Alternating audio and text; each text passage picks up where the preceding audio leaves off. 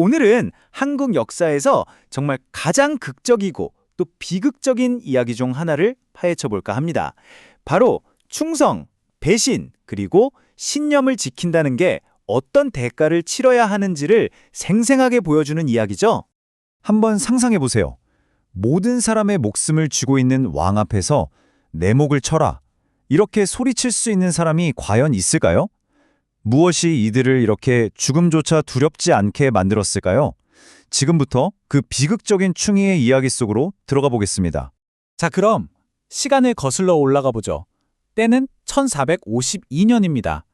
위대한 세종대왕이 돌아가시고 그 아들인 문종마저 몸이 약해서 즉위 2년 만에 세상에 떠납니다. 결국 조선의 왕위는 고작 12살밖에 안 된 어린 아들 단종에게 넘어가게 돼요. 이게 뭘 의미하냐면요. 엄청난 권력의 공백이 생겼다는 겁니다. 한쪽에는 너무나 어린 왕이 있고 다른 한쪽에는 왕의 숙부이면서 능력 있고 카리스마까지 넘치는 야심가 수양대군이 있었죠. 이건 충돌이 불보듯 뿔어난 상황이었습니다. 네, 그리고 그 충돌 결국 1453년에 터지고 맙니다. 수양대군은 왕자는 당연히 자기 것이라고 생각했고 피비린내라는 쿠데타를 일으키게 되죠.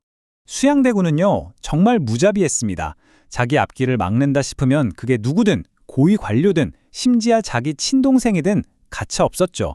결국 1455년 어린 단종을 압박해서 왕의 도장을 빼앗아 버립니다. 숙부의 계략은 이대로 완벽하게 성공하는 것처럼 보였습니다. 그런데 말이죠. 이걸 그냥 보고만 있을 수 없는 사람들이 있었습니다.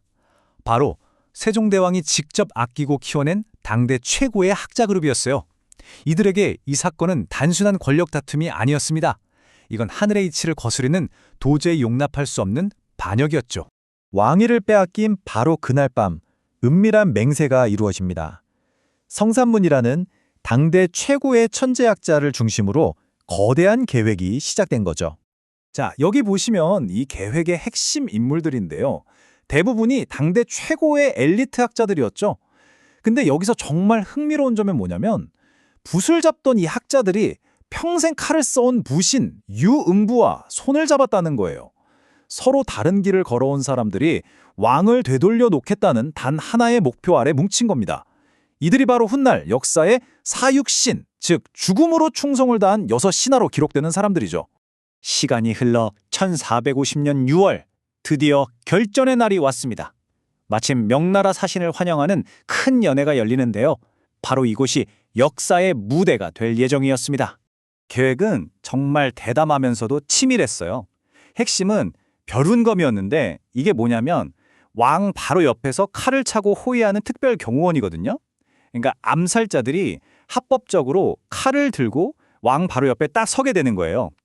야, 이거 거의 성공한 거나 다름없어 보이죠? 그런데 정말 어이없는 변수가 생깁니다. 연회 당일 세조에 측은하다가 오늘 좀 덥고 장소도 좁은데 굳이 칼찬 호위병까지 세울 필요가 있겠습니까? 이렇게 건의를 해요. 그리고 세조가 그냥 그래라 하고 동의해버린 겁니다. 이 사소한 한마디가 모든 걸 뒤틀어버린 거죠. 이때부터 내부에서 난리가 납니다. 무신 유흥부는 이러다다 들킨다. 그냥 지금 치자라고 강하게 주장하죠. 하지만 성산문 같은 학자들은 이걸 하늘이 내린 불길한 신호라고 놨어요. 이건 아니다. 일단 미루자. 결국 학자들의 의견대로 거사는 연기됩니다. 근데 그 결정이 정말 돌이킬 수 없는 치명적인 실수가 되고 맙니다. 공모자 중 한 명이었던 김질이 그만 공포를 이기지 못하고 자기 가족을 살리겠다고 모든 계획을 세조에게 밀고 해버린 겁니다. 완벽한 배신이었죠. 그 뒤에 이어진 건 정말 상상조차 하기 힘든 끔찍한 고문이었습니다. 세조가 직접 국문을 주재했죠. 근데요, 이 사람들 살려달라고 빌기는커녕 오히려 엄청난 기계를 보여줍니다.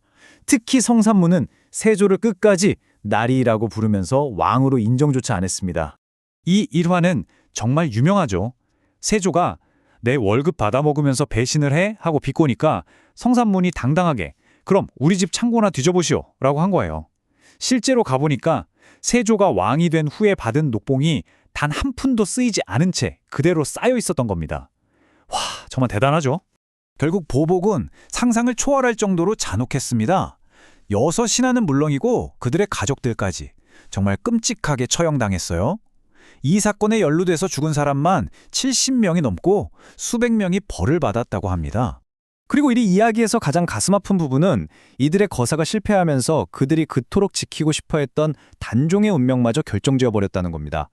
결국 단종은 17살이라는 어린 나이에 사약을 받고 세상을 떠나게 되죠. 자, 그럼 이렇게 끝난 걸까요? 모든 게 그냥 비극적인 실패로 끝난 걸까요? 뭐 단기적으로 보면 그렇죠. 하지만 이들의 이야기는 여기서 끝나지 않습니다. 무려 수백 년 동안 이들은 나라의 역적이었습니다. 하지만 사람들의 마음속에서 그들의 충성심은 잊혀지지 않았죠. 결국 200년이 훌쩍 넘는 세월이 지나서야 나라가 공식적으로 이 판결을 뒤집습니다. 역적이 아니라 충신이었다고 영웅으로 인정한 거죠.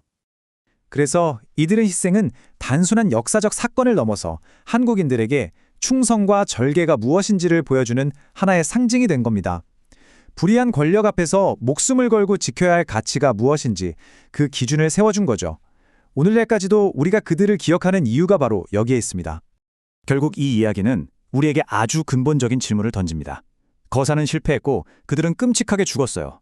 반면에 세조는 왕이 되어 모든 걸 누렸죠.